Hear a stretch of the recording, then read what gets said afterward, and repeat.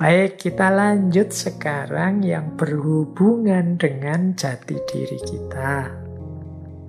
Ya, monggo ambil nafas dulu. Nih, meskipun sudah separuh perjalanan, kita baru akan masuk ke fokus utama kita dalam kerja. Nah, dalam cermatan saya tentang filosofi kerja, khususnya yang berhubungan dengan kedirian atau jati diri kita, ada dua perspektif yang saling berbeda. Yang pertama, perspektif determinisme. Yang kedua, perspektif konstruktivisme. Dua perspektif ini punya pandangan yang berbeda tentang aspek kerja dalam diri manusia. Aliran determinisme ini biasanya lebih fokus pada bakat-bakat, atau mungkin kalau bahasanya anak hari ini passion yang dimiliki setiap orang dalam kerja. Jadi kan ada orang yang punya pandangan, setiap orang itu ada kecenderungan dirinya sendiri, kecenderungan masing-masing. Misalnya orang melihat saya, kalau Pak Faiz pantas jadi guru, jadi dosen, kelihatannya memang bakatnya ke situ, passionnya di situ. Atau kalau sampean mungkin bakatnya memang dagang, kalau ngomong enak, kalau promosi bisa membuat orang terlena. Nah, ini pandangan ini coraknya determinisme. Jadi memang sudah ada kecenderungan dalam diri setiap orang terhadap kerja-kerja yang harus dia lakukan. Ini misalnya saya ambil yang punya pandangan seperti ini, misalnya saya ingat satu kalimat dari Maulana Jalaluddin Rumi. Jadi beliau menyatakan, everyone has been made for some particular work. Ini kebetulan saya ngambilnya dari buku berbahasa Inggris, harusnya lebih pasnya pakai bahasa Arab ya. Ya enggak apa-apa lah ya. And the desire for that work has been put in every heart. Jadi menurut Maulana Rumi, setiap orang itu sudah ditakdirkan untuk satu kerja, satu karya tertentu. Dan keinginan untuk melakukan kerja itu sudah ditanamkan di setiap diri masing-masing orang. Jadi passion yang ada dalam diri kita, misalnya teman-teman, saya kok pingin ya jadi pilot, saya kok pingin ya jadi polisi, saya kok seneng ya jadi olahragawan, jadi sepak bola dan lain sebagainya. Itu memang sifatnya fitri, dia sudah ditetapkan. Jadi setiap orang itu melakukan kerja sesuai kecenderungan passionnya sendiri-sendiri.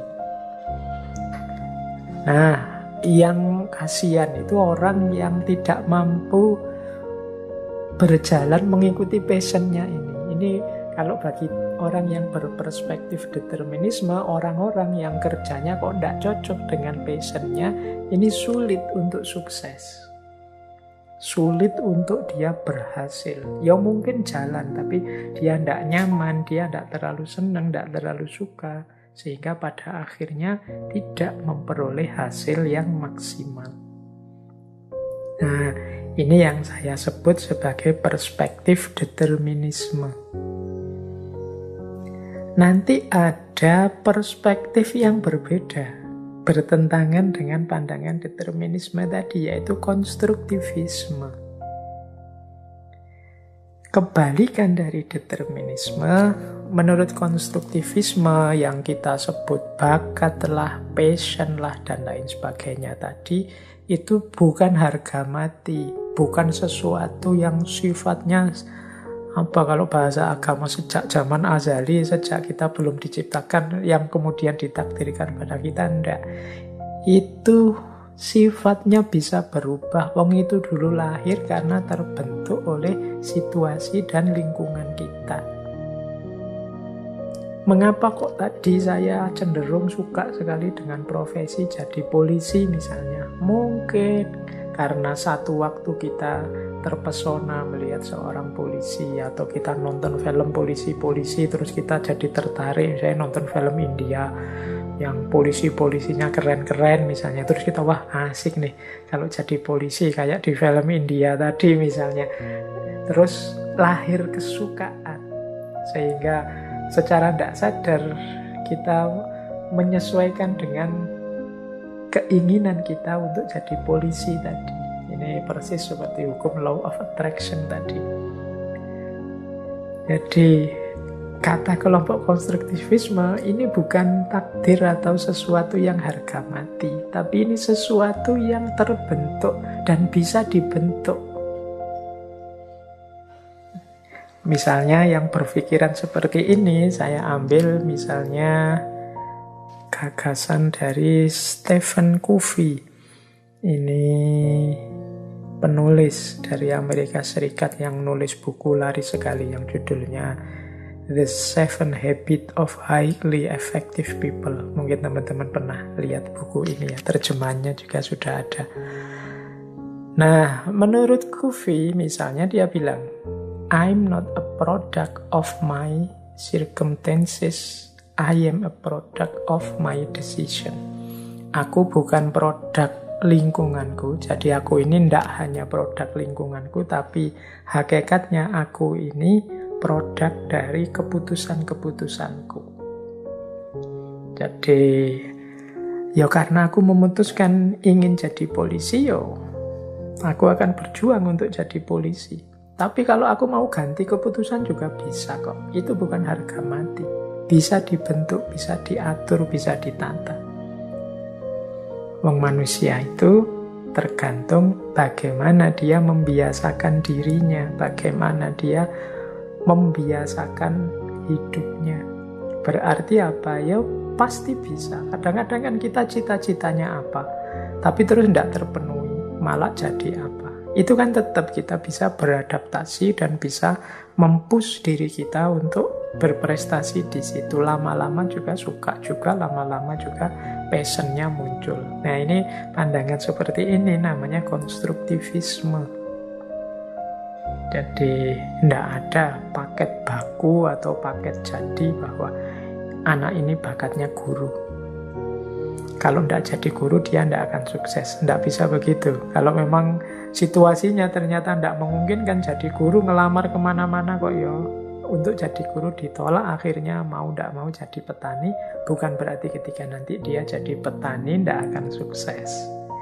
Tinggal bagaimana dia mau belajar, beradaptasi, membiasakan diri.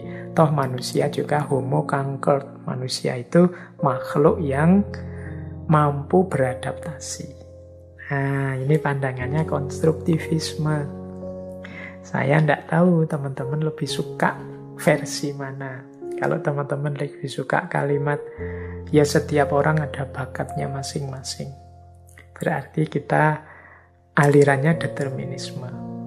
Kalau konstruktivisme, kalau kita suka dengan pernyataan, misalnya setiap orang itu punya potensi untuk jadi apa saja asal dia mau dan siap berjuang. Itu alirannya konstruktivisme. Kadang juga ada yang menyebutnya kalau itu namanya behaviorisme, Pak. Ya wis monggo saja, tapi pemahamannya seperti itu. Jadi ini dua filosofi. Di filosofi yang pertama, manusia itu sudah ada kecenderungan utamanya. Di filosofi yang kedua, manusia itu tergantung pembiasaan bagaimana dia membentuk dirinya. Baik, kita lanjut. Selain isu